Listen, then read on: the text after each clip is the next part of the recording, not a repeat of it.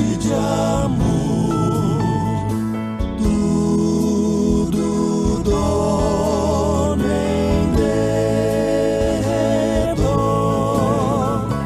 entre os astros que espargem a luz, Bela indicando o menino Jesus, brilha a estrela da paz, brilha a estrela da paz,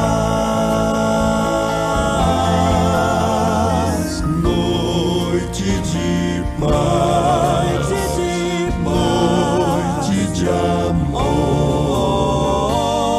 ouve o fiel pastor, coros celestes que cantam a paz, que nesta noite sublime nos traz o nosso bom Redentor,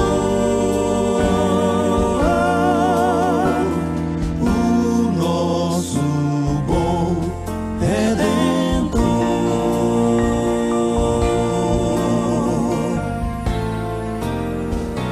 Noite de paz, noite de amor, oh, que belo resplendor paira no rosto do meigo Jesus, e no presépio, no mundo a luz, astro de eterno fulgor, astro de eterno fulgor, astro de eterno fulgor, astro de eterno fulgor. Nasceu Jesus Salvador, noite de paz.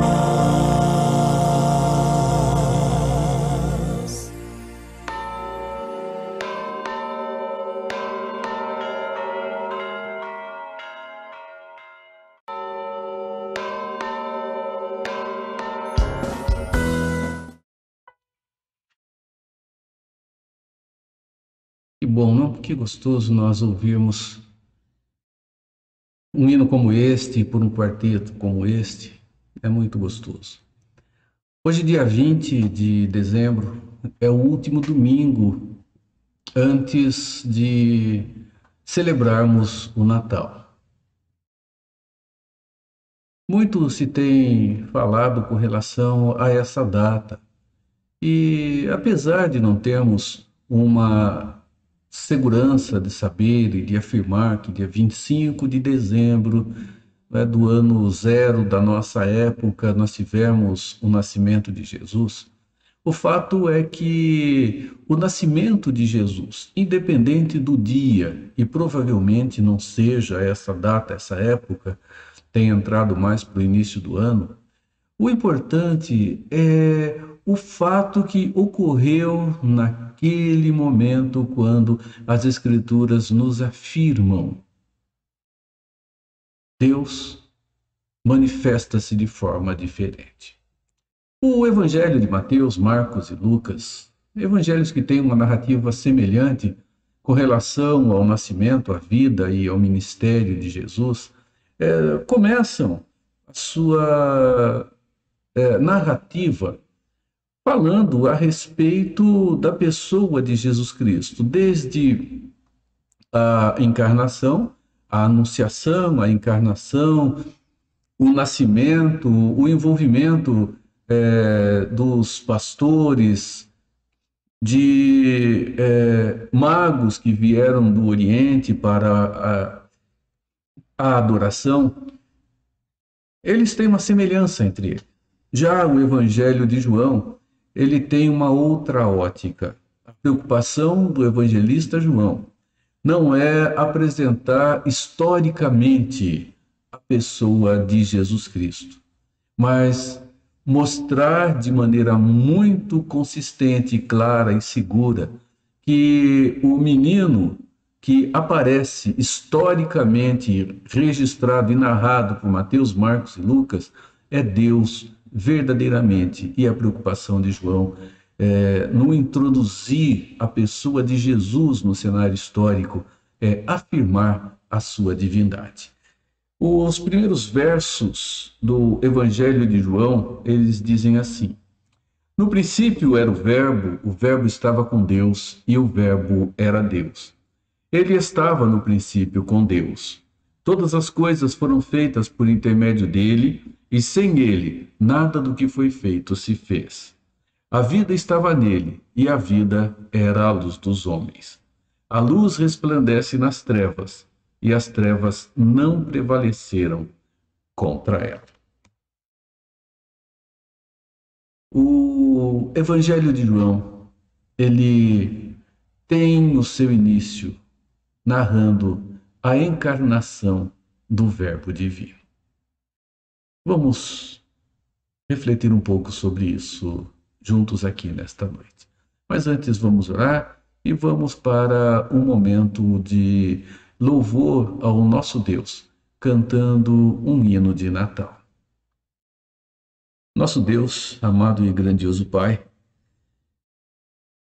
não há maior prova de amor do que esta que encontramos nesta época, nesse tempo, quando celebramos o nascimento de Jesus. Senhor, obrigado, porque a Tua palavra tem nos ensinado que o Teu Filho amado, ele deixa a posição que eternamente ele tinha para assumir a forma de homem. Não forma no sentido daquilo que nós podemos olhar e ver, mas assume a plenitude humana. Plenitude humana com as suas limitações. Plenitude humana com as suas tentações. Plenitude humana com as lutas que todos nós, criaturas do Senhor, enfrentamos. Louvado seja o teu nome, porque o Filho ele simplesmente se manifesta encarnado. Ele não é criado, mas ele vem a nós por uma ação maravilhosa do Senhor. E se desenvolve como cada um de nós, pessoas, na plenitude do que somos como seres humanos. A Deus, nosso agradecimento, nossa adoração e nosso louvor ao Senhor. Assim nós o fazemos orando nesse instante, em nome de Jesus. Vamos louvar a Deus cantando o hino 231, o primeiro Natal. Depois voltamos para meditar na palavra do Senhor.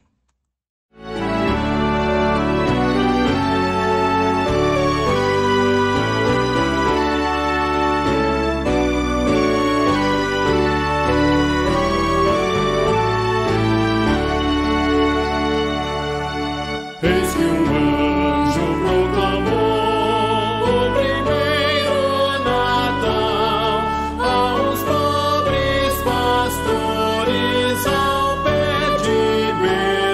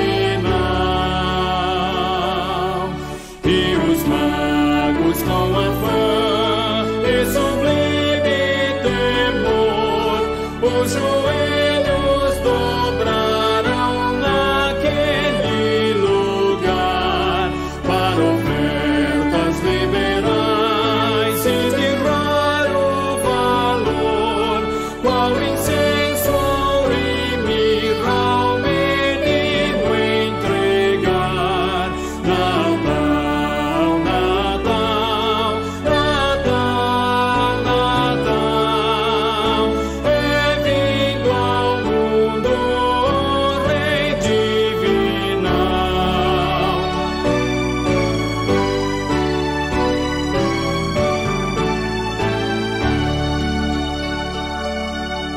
E como eles vimos nós, com intenso fervor, dar louvores sinceros a quem nos amou, adorar de coração o Supremo Senhor, que morrendo na cruz nossas almas salvou.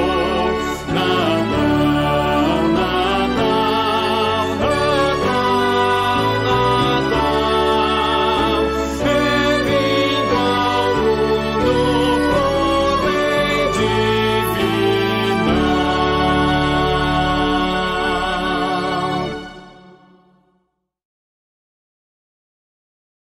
800 anos antes do que nós acabamos de cantar se cumprisse, Deus dá esperança, segurança para o seu povo, para o povo de Israel, para o povo que andava em trevas, para o povo que vivia sem esperança. E as palavras que encontramos em Isaías 7,14 nos falam desse momento. Diz assim: portanto, o Senhor mesmo vos dará um sinal. Eis que a Virgem conceberá e dará à luz um filho, e lhe chamará Emanuel. Irmãos, a busca por sinais, ela sempre foi presente na vida das pessoas. As pessoas querem saber com relação àquilo que vai acontecer, querem saber com relação ao amanhã.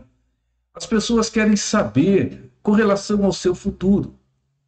Muitos têm buscado informações através de meios que estão por aí e que não vão, de fato, trazer nenhuma segurança, não vão trazer informações que realmente se precisam.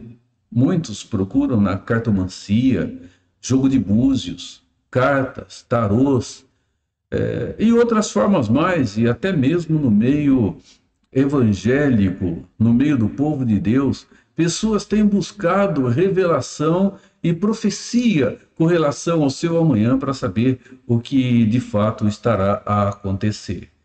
Irmãos, as Escrituras, elas nos traçam linhas bem claras e seguras para a nossa vida. Elas não vão detalhar os acontecimentos pessoais que temos.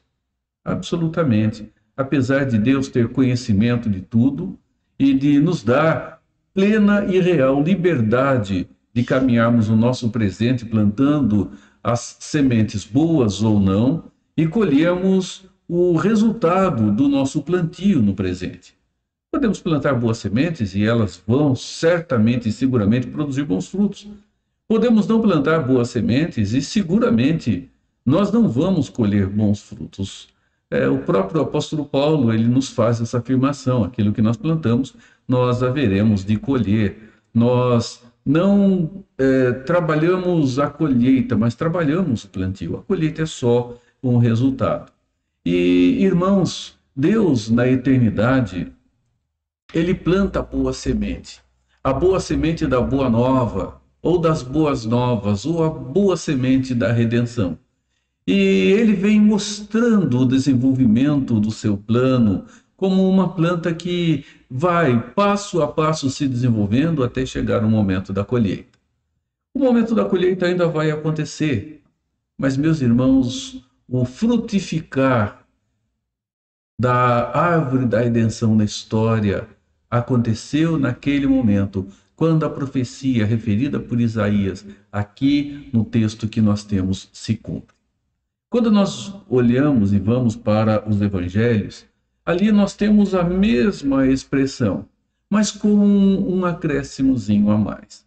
Quando Maria vê-se grávida pelo Espírito Santo, ela estava desposada com José.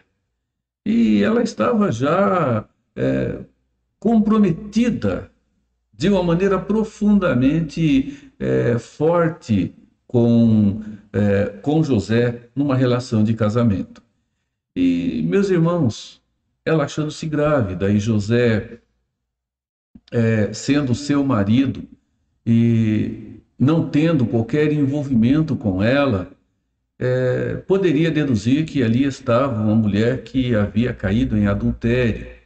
E era esta a realidade social que envolvia o povo naquela época. O noivado, usando essa expressão, era tão sério que a relação que envolvia um casal até que o casamento se consumasse era uma relação que poderia se dizer que já qualificava um casamento firmado, faltando apenas o ato final. Maria, como adúltera, seria possivelmente morta por apedrejamento. E Deus, de maneira muito especial, vem a José em sonho, e o anjo fala a ele, não como nós sonhamos, mas ele revela a José o que estava acontecendo.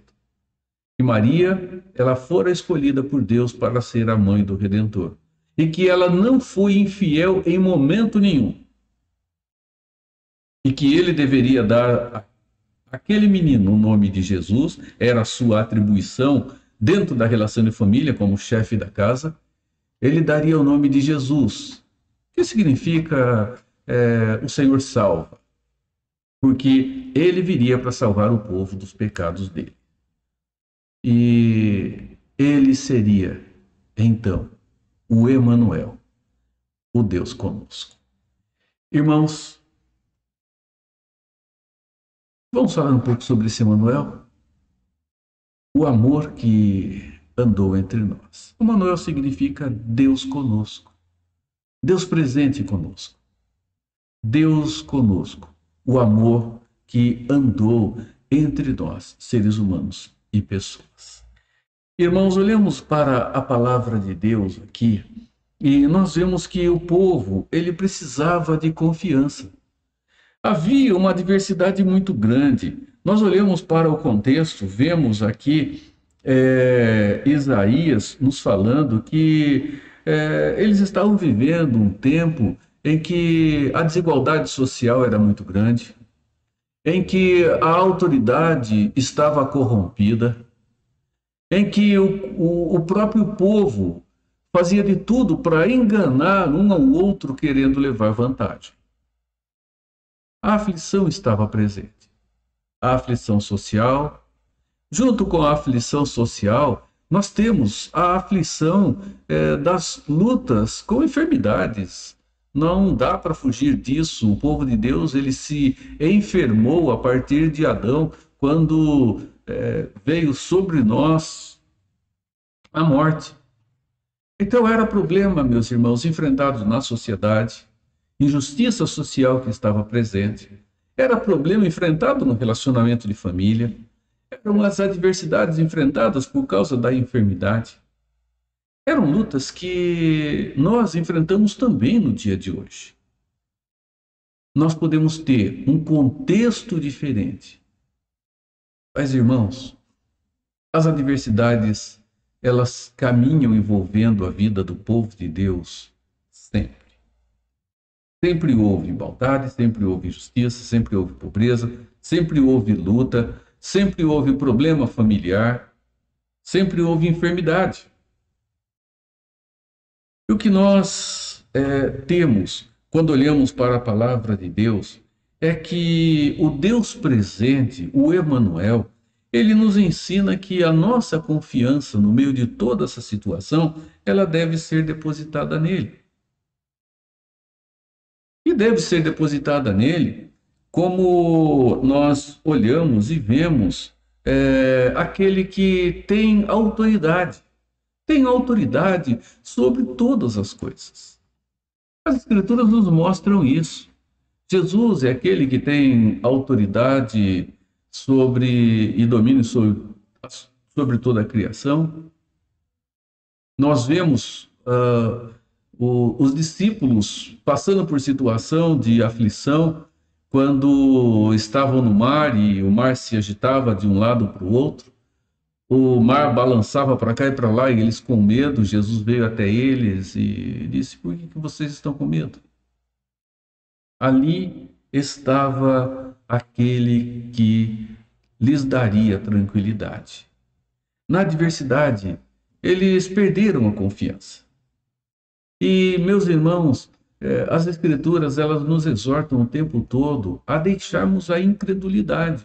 Não é para sairmos da nossa realidade e passarmos a alimentar um sentimento equivocado, de passarmos a alimentar uma confiança que se torna uma confiança fundamentada em nós mesmos.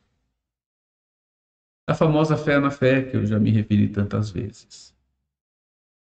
Nós corremos o risco de crermos tanto no que cremos que nós deixamos a segurança, a confiança, agora depositada em nossas próprias mãos, mesmo que digamos que isso seja feito em nome e na autoridade de Deus. E não é porque ele não pode.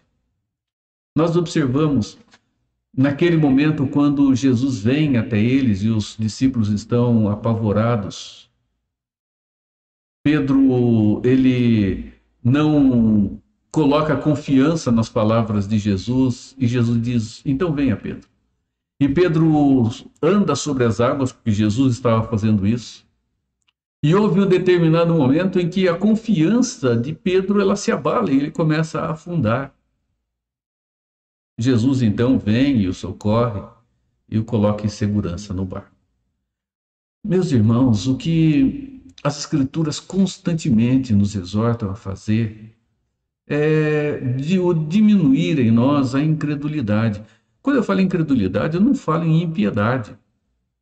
A referência não é a ser um ímpio, pessoa que não confia em Deus, que não o conhece, mas alguém que confia, mas que confia tanto também em si mesmo, que nos momentos em que precisa, apesar de saber de Deus e confiar em Deus, como Pedro tem os vacilos da fé, e passa a exercer e exercitar até mesmo a própria palavra de Deus, segundo a sua pessoal maneira de ver, de entender e de operar essa verdade.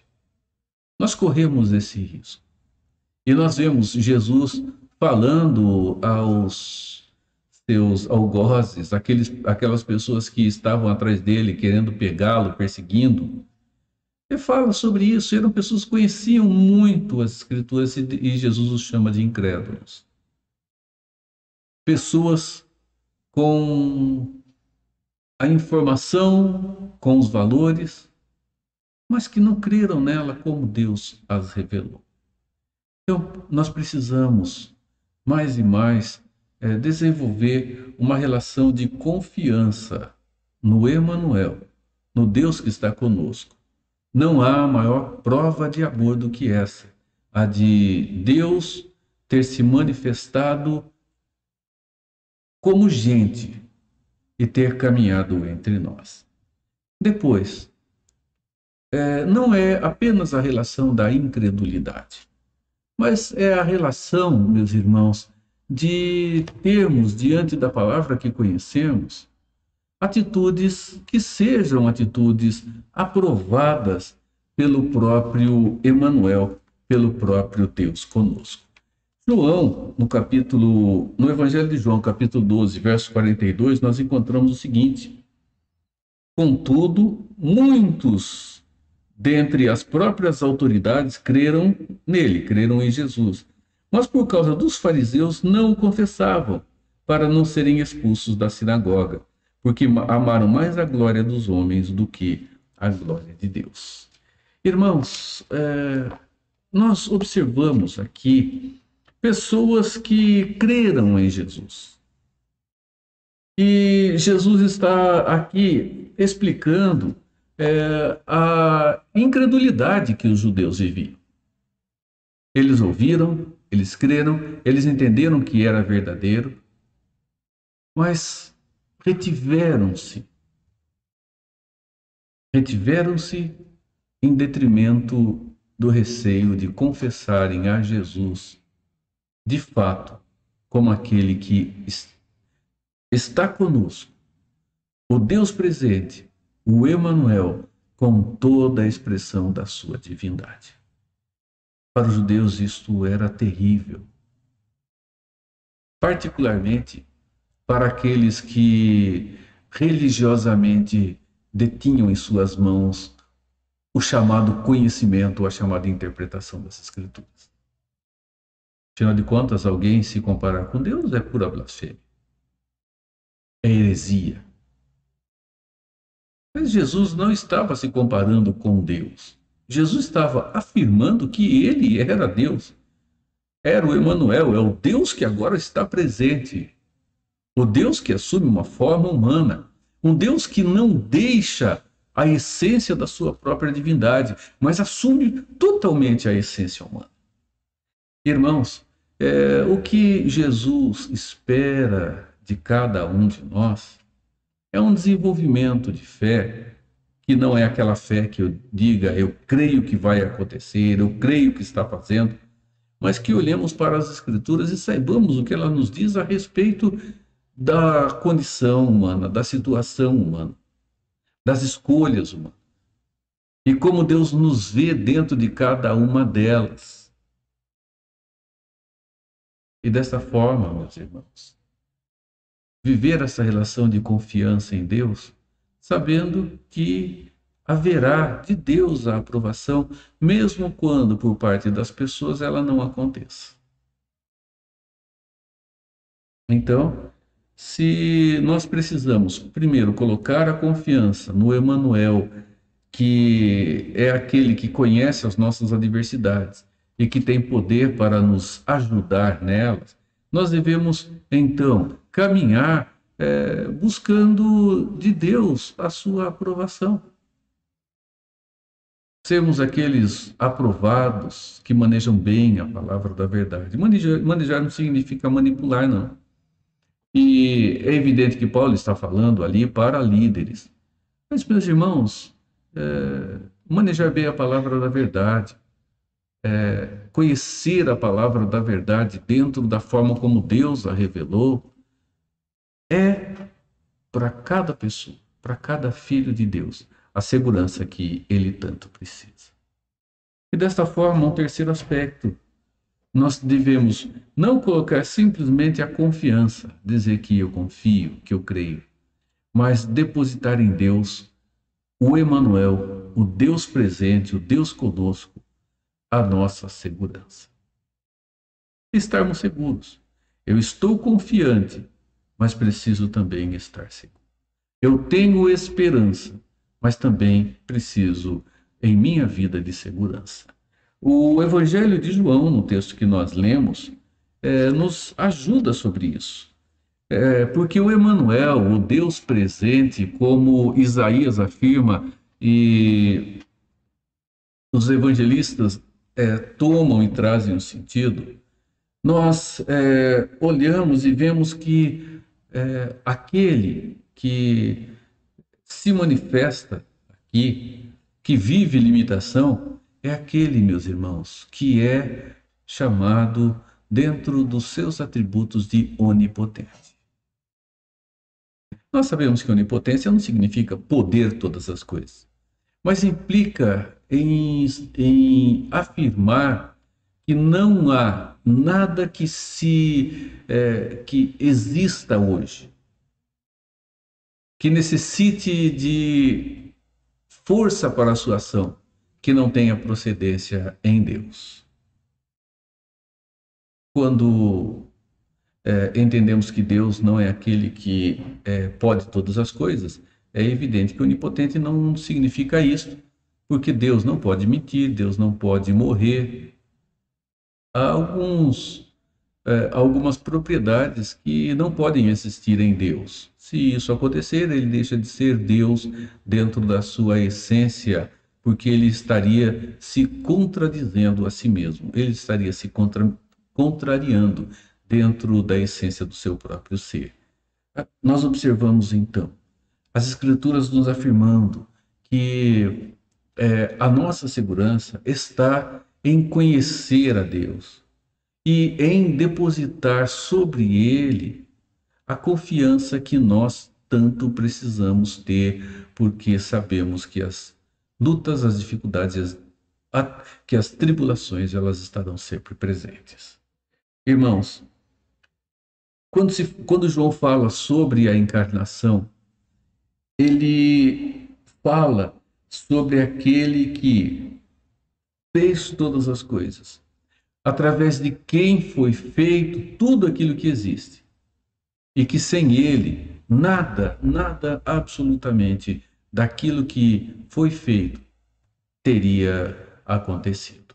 Então não é depositar confiança em qualquer um, mas é depositar confiança naquele que é imutável, naquele que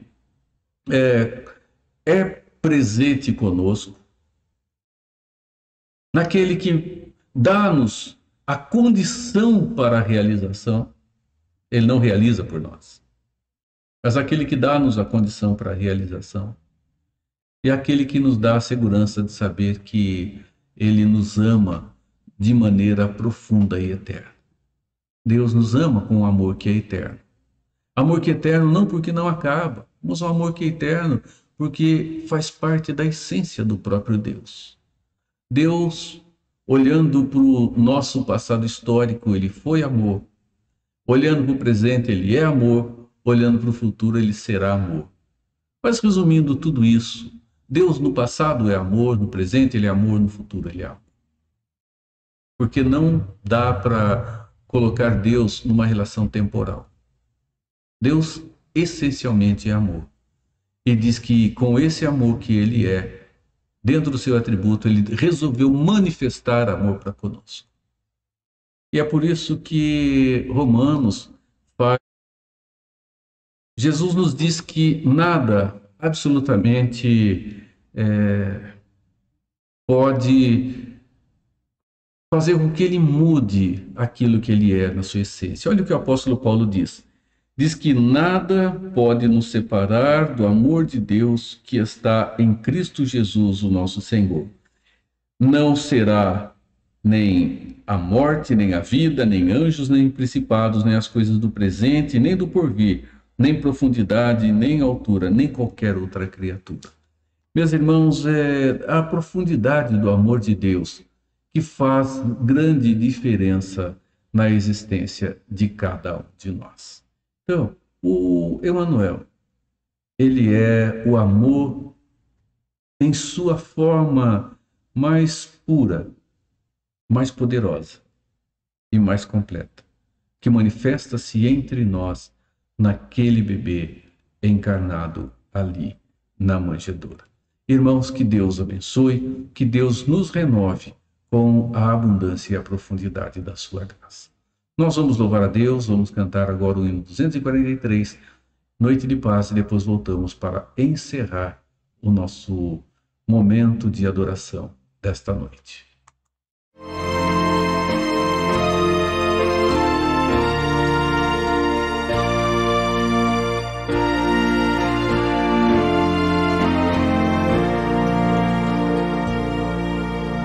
Brilha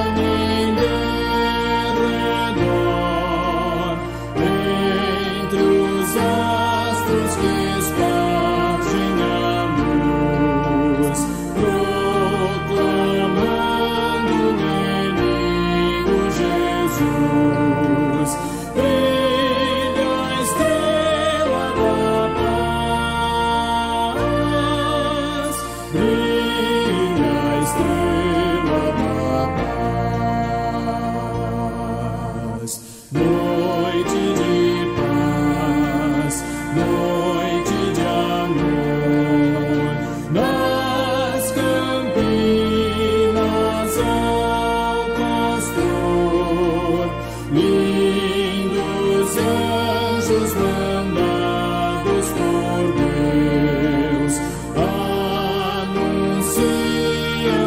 as novas dos céus.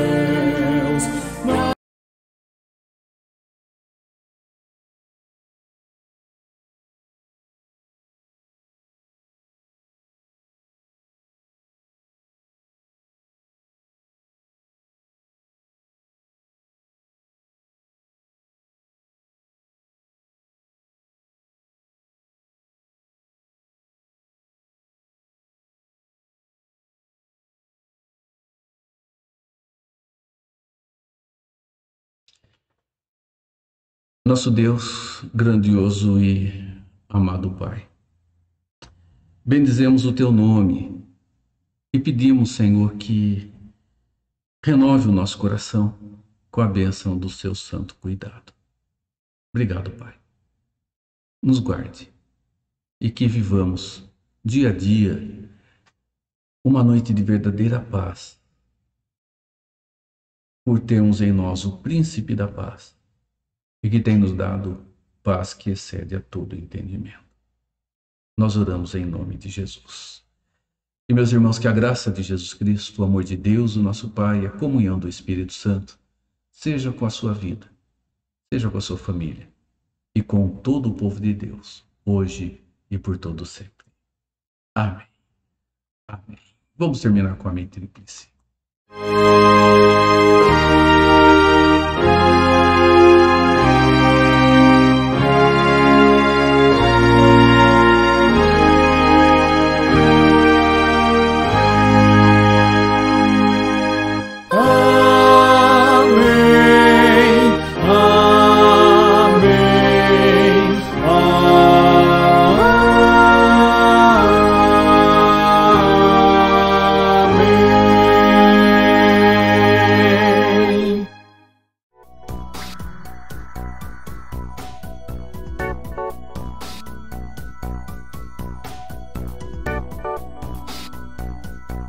Ouvindo hoje a Rádio CBN, fiquei impressionado com a informação.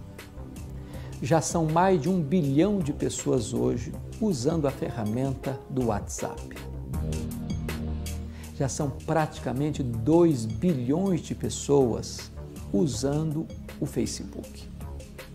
A média de um usuário do smartphone é de que ele acessa o seu telefone mais de 150 vezes por dia. Nós somos a geração que está conectada num mundo virtual, mas estamos perdendo as conexões dentro de casa. Tem hora que é melhor você se desconectar para você se conectar com as pessoas reais que vivem com você debaixo do mesmo teto, as pessoas da sua família. Hoje, em muitos lares, não se conversa mais, não se dialoga mais. Cada pessoa vive no seu quarto, no seu quartel-general, tendo muitas ramificações de contatos virtuais, mas não se assenta mais ao redor de uma mesa para bater um bom papo, para conversar as coisas fundamentais da vida. Você vai a um restaurante hoje, vê 4, 5 pessoas ao redor de uma mesa, elas não estão conversando. Cada uma delas conectadas no seu mundo virtual. Ao mesmo tempo que nós estamos construindo pontes virtuais, nós estamos destruindo os relacionamentos mais importantes da vida. Não adianta você ter 10 mil amigos no Facebook se você não tem um amigo do peito, um ombro para você chorar, alguém para você abrir o coração e partilhar suas alegrias e as suas dores. Invista no seu relacionamento familiar. Construa pontes de contato com pessoas que vão abençoar você, andar com você e ser uma bênção na sua vida. É hora de você repensar suas prioridades. É hora de você investir naquilo que de fato tem valor. As tecnologias são uma bênção e nós devemos usar essas ferramentas, mas é preciso ter prudência, equilíbrio. Valorize pessoas. Invista nos relacionamentos reais.